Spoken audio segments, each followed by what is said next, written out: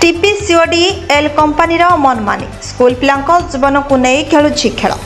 ढेंकानाल जिला परजंग पंचायत अधीनस्थ डिहडोल छकरू महावीर दिग को जाइछि पूर्त विभाग रास्ता। यह छकरू प्राय 3 किलोमीटर दूर रही परजंग ब्लॉक अंतर्गत कंतोर ग्राम पंचायत। यह पंचायत कार्यालय महावीर दिग को जाइतिबा पूर्त विभाग रास्ता पर्श को लगी रही। उक्त पंचायत कार्यालय को लगी कंतोर पंचायत उच्च विद्यालय नाम एक शिक्षानुष्ठान रही। वर्तमान यह विद्यालय प्रवेश पथ मुख्य फाटक सम्मुख में एकाठी हो 2टी विद्युत सीमेंट खुंट रही। एमध्यु गोटे खुंट नई पड़ा बेले एहारी तले विद्यालय को जीवा आसवा करुवा पाठपढ़ा छात्र छात्री शिक्षक शिक्षयित्री अभिभावक मानक सते जेपरी विपदर बंधु हो ठिया होइछि।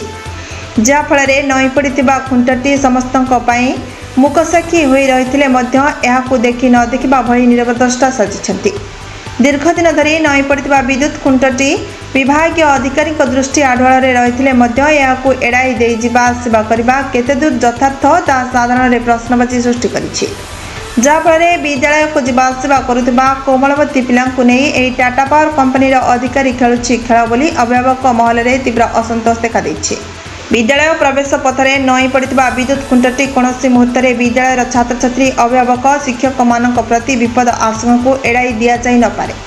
कंपनी उपभोक्ता बिल आदाय करने बिल नदेले बलपूर्वक उपभोक्ता लाइन काटी व्यतीत अंचल में विभिन्न समस्या गुड़िक सुधारे कंपनी ना गंध धरुनी। जहाँफल कंपनी मनमुखी कार्य को नहीं गाँ छक बजार सबुठी अनेक समस्यार नमूना देखा मिली। वर्तमान कंतोर विद्यालय ठारे विपद मुहा हो रही विद्युत खुंट प्रति विभाग अधिकारी दृष्टि दे कार्य परिणत करने को साधारण दाबी होछि।